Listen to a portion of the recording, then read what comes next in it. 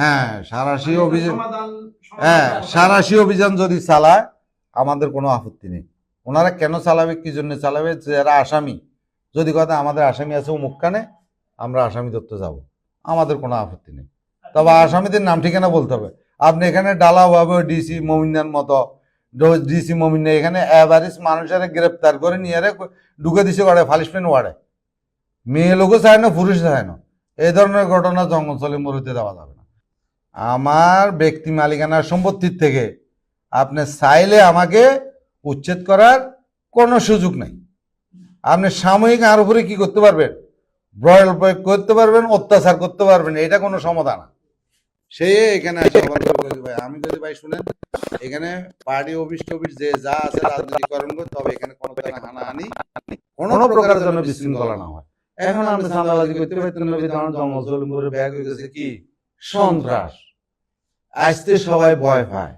আপনারা মিডিয়া কিছু কিছু মিডিয়া, আমরা সব মিডিয়ার কাছে, আমি বললাম না, আমি আছি টিভিতে সোহাগ বিশ্বাসের একটা লিগেল নোটিশ করছিলাম, উনি আমার লিগেল নোটিশে জবাব দিছে কি আমি বিভিন্ন দপ্তর থেকে জানছি। তা আপনি এভাবে ভাই আমার কথা যদি আপনি প্রচার না করেন, আপনি সেটা পারবেন না, আপনি কোত্থেকে মিথ্যা তথ্য উপাত্ত এটা ডেলি প্রচার করে দিচ্ছেন, তাহলে আপনি তো হয়তো আমার কথাটা আপনাদের খারাপ লাগতে পারে, আপনি সাংবাদিকের নামে একজন কলঙ্ক। ইয়াসিন ভাই, আমরা এই রিসেন্টলি ঘটনার পর শুনতে পাচ্ছি যে ইয়াসিন একটা আতঙ্কের নাম। হ্যাঁ বলেন, আসলে এই যে রিসেন্টলি এই ঘটনার পরে কেন আপনারা, কে বলছে নামটা? বিভিন্ন মিডিয়া শুনলাম। কোন মিডিয়া বলেন, এগুলো সব মিডিয়ার পিছনে ইন্ধন দাঁত হয়েছে। দেখুন রোকন, আমি আপনাকে 100% লিখিত দিলাম। আমি তো বললাম আজকে রোকনকে গ্রেপ্তার করেন, দেখবেন দেখ কালকে যদি সব সমস্যার সমাধান না হয়, সব ঘটনা যদি বাইরে না আসে, রোকন, রাজু, নলা কাশেম, সাধু, জিয়া, আমার কাছে লিস্টি আছে, এরা 30 জনের চাঁদা দিচ্ছে। কত? 30 জনে মিলি 10 লাখ টাকা দিচ্ছে। 10 লাখ টাকার ফাঁদে ভাড়া দিছিল ওরা। আমরা যারা চাঁদা দিচ্ছি এদের লিস্টি বাইর করে দিয়েছি যে এখানে কি জন্য আসলো, গাড়ি ছাড়া বা এদের পোশাক ছাড়া এরা এভাবে কেন ঢুকলো, আর ওখানে কোন আসামি ধরতে গেছে, কোন আসামির নাম আপনারা শুনছেন যে অমুক আসামি ধরতে গেছে? কারো নাম প্রকাশ করা হয়নি। তো যাই হোক, আজকে আমার আবারও আমি জোরালো বক্তব্য রাখছি, যদি এখানে অনাকাঙ্ক্ষিত কোনো ঘটনা যদি এলাকাতে হয়, এটা কিন্তু জনবিস্ফোরণ ঘটবে। এই জনবিস্ফোরণের দায়ভার কিন্তু প্রশাসনকে নিতে হবে। সর্বশেষ আরেকটি প্রশ্ন, এই রোকন মেম্বার যে আধিপত্য বিস্তার করার চেষ্টা করছে, তার আসলে খুঁটির জোরটা কোথায়? তার খুঁটির জোর আসলাম চৌধুরী, তার খুঁটির জোর এসে দেখি আসলাম চৌধুরী। আমি 100% আসলাম চৌধুরী নমিশন পেপার গেছে ওনার ছবি, উনি বলছে রোকনের আমি চিনি না, কিন্তু দেখলাম যে নমিশন পেপার নিয়ে ওনার নমিশন, উনি 1100 আমি আবার আরেকটা কথা বলি, উনি কিভাবে নিচ্ছে আমার কথা, এটা ওনার ব্যাপার। উনি 1700 কোটি টাকা ওনার লোন, ওনার গায়ের ছাড়টা সহ 450 কোটি টাকা ওনার সম্পদ আছে, বাকি 1200 কোটি টাকা কই গেছে? বাকি 1200 কোটি টাকা গেছে কই? যাক সেটা রাষ্ট্রীয় ব্যাপার, যারা ভোট করবে। আজকে আমি এটা মনের অনেক ক্ষোভ থেকে কথাটা বলছি।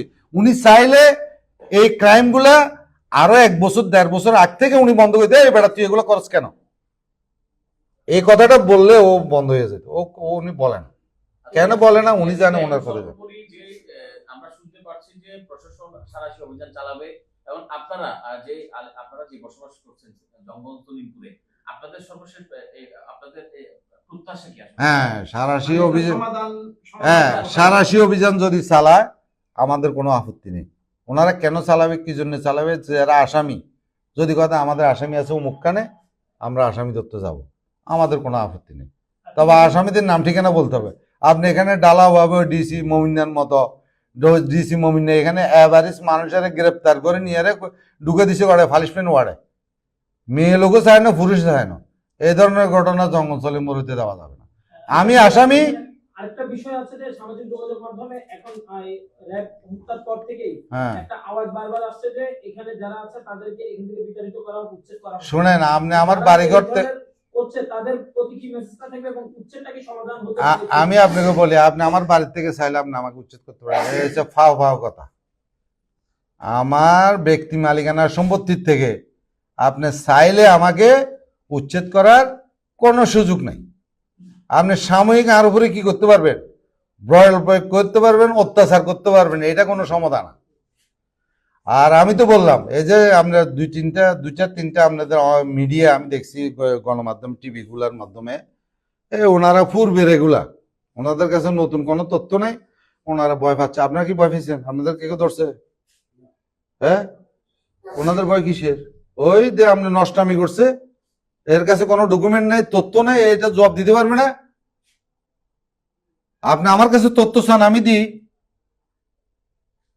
তাহলে ওনারা এটা কোনোদিনও সম্ভব না। আপনি আমার বাড়িঘর, আমি তো বললাম এখানে এক লোকের বাড়িঘর ভাঙিয়ে দিছে, ওই কি সাদাত মেম্বার নাকি, তো সাদাত মেম্বারের বাড়ি ভাঙিয়ে দিছে। সাদাত মেম্বারের কি জায়গা চলে গেছে?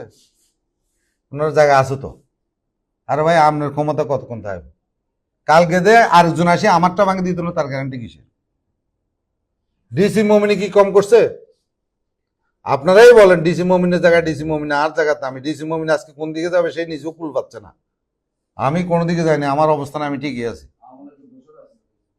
হ্যাঁ, হে আওয়ামী লীগের তো একদম ঘোর ফাড়ি করছে ডিসি মমিন, না মিথ্যে কথা? আপনারা সবাই জানেন এগুলা। ডিসি মমিন তো আপনাদের অনেক সাংবাদিককে কোন সংবাদপত্র পর্যন্ত প্রচার করতে দেয়নি, প্রেস ক্লাবে তালা মারে দিছে, সংবাদ প্রচার করতে দেয়নি, এবং বহুত নারী পুরুষ ধরে নিয়ে জেলখানা নিয়ে পালিশ মেরে ঢুকে দিছে। কি ওদের বাড়িঘর কি চলে গেছে? কিন্তু ডিসি মমিনের বিচার আজকে হোক কালকে হোক 6 মাস পর হোক হবে।